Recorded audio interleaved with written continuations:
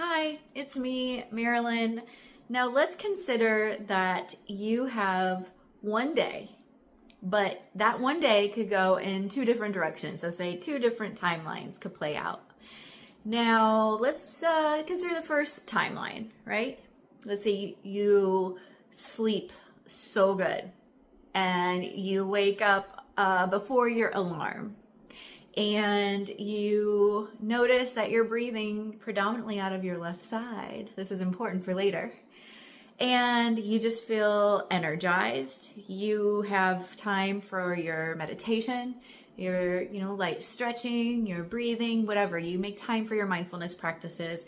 You are getting ready. You have the best, perfect hair day, and your skin is flawless, and your outfit just comes together like that. And then you go to the kitchen, and the kids are already up and they're ready, and everybody's eating breakfast, and everybody's joking and jovial. Lunches are made. You're out the door in plenty of time. Everyone's dropped off on time. You're gazelling through traffic, like it's just everybody's parting the way for you, and so on and so forth. Your day's just unfolding like this. Let's say you're at the grocery store and a little old lady can't reach something, and she consults you because your energy is so vibrant and light, and she knows you'll be helpful. And then you have to be on customer service, and it just immediately handled. And you have extra money in your bank account that you didn't realize was there. You come home and make dinner, and everybody's so fun and happy, and you feel so thankful. Like, wow, I get to live this life, and I'm really thankful, and everything worked out for me today. And then you have the other timeline. And let's say you are tossing and turning the entire night. You wake up on the wrong side of the bed, as we say, and you're breathing predominantly out of your left or right side nostril, rather. So right side is just like kind of, like a pressure pushing out. And then you have to hit snooze 5 times. So all of a sudden you're super late. You look tired, so eyes sunken in, your skin's just dull and not looking great. Your hair's a frizzy mess and you can't have time to fix it. You can't figure out what to wear, and it's making you even more late, so you're just tossing clothes all over the place. Everyone else is also late, so no time for breakfast or lunches, and you just make it to school in the nick of time, and then before you know it, traffic is like playing Frogger. It's like every single obstacle is there, and you're gonna be late for your appointment or whatever, and you're cursing at every single person that comes in your purview because you're now in this frenzied state, right? And the traffic is awful, and then you're late, and then you're on customer service for 3 hours before you get to a person, and then it hangs up on you and you don't get the issue resolved, and you have to go to the bank, and somehow you're overdrawn, but you have to wait 45 minutes to find that out. And it just goes on like this, right? So by the time you get home to make dinner, you're not very happy. You're not in this like flow state. You're suddenly feeling just like on edge. The energy, the anger is rising and bubbling within you the entire day. And your loved ones feel that. And so now they're on eggshells, wondering how can they communicate with you without setting you off. And so you're making dinner, but you're infusing all this kind of anger and rage and frustration into the food that you're going to feed your family. And one thing off, and you go off and you erupt on them. And then suddenly everything sucks. Dinner's ruined. The evening is ruined. There's no quality family time. Everyone now feels the effects of this shift within you, right? So what's different? Let's say the same exact thing could have played out on either day, but one day went left nostril, really easy, smooth, and one day went right nostril, Murphy's Law, every possible thing that could go wrong went wrong. And is it just that, you're an angry person and you don't know how to handle your emotions? I mean, some people, I guess, possibly.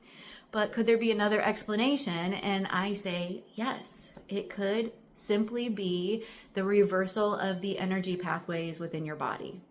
So we want yin energy to flow upward through liver, and the yang energy to flow downward through gallbladder.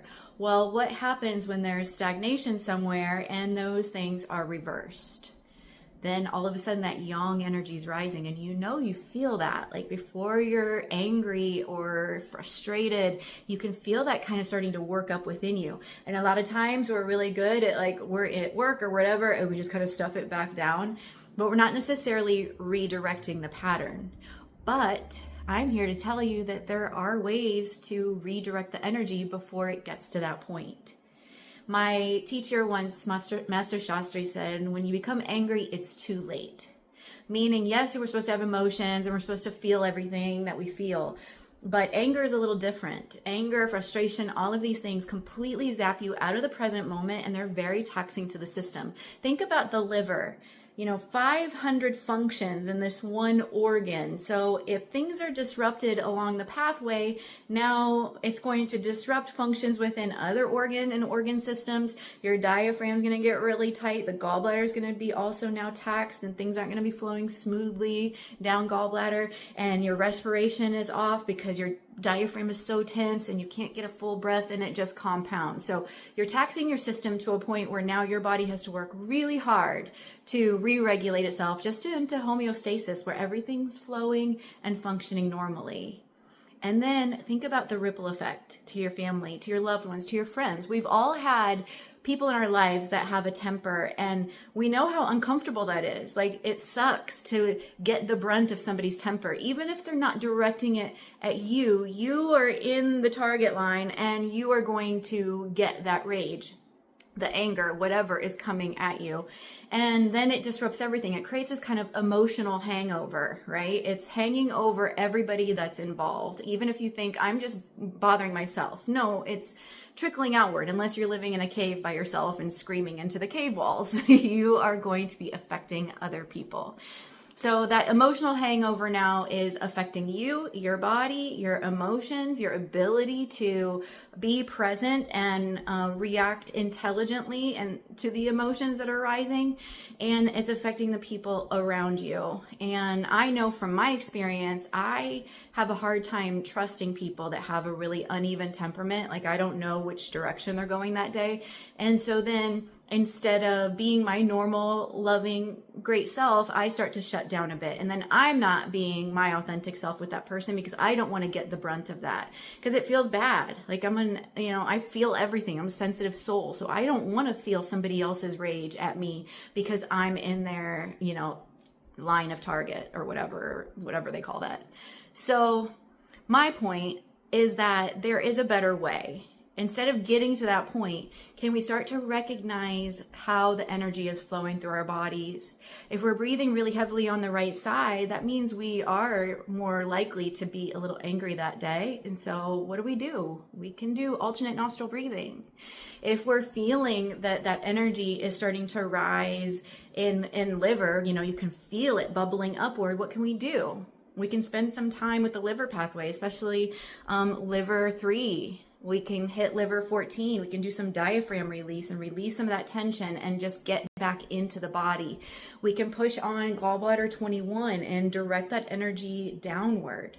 So suddenly it's not about this like woo energy thing. It's about how we get to cope with life. Life is not easy. I've been back in the world now for a few months and it is freaking hard. It's frustrating. People are not that cool and nice. When I get or give like the best service of my life and just perfect and so nice to these people and they give me 10% tip, don't you think that I don't react? Of course I do. But I at least have tools that then the next day I'll spend the whole day rehabbing my energetic body so that I don't have to carry that forward day after day after day. So when you come practice with me, yes, there is a depth to it, but it's also about the practicality of these practices so that you don't have to just be a victim of your own emotions. You don't have to be a victim of the energy swapping in the body. You can start to recognize it in a way that allows you to redirect it and then have an intelligent emotional response, and maybe one that has a beat between you and the situations that are happening. So keep that in mind. I just wanted to mention these little things. This is the kind of stuff I'll be teaching, and we'll find ways that we can work through this stuff together, because life is hard and we need tools to get through, and we need each other, and community is really great for that. And I'm here for you because I love you and I want you to be the best that you can be. So see you April 24th, 25th, 26th. Don't miss it. It's going to be a wonderful time. Namaste.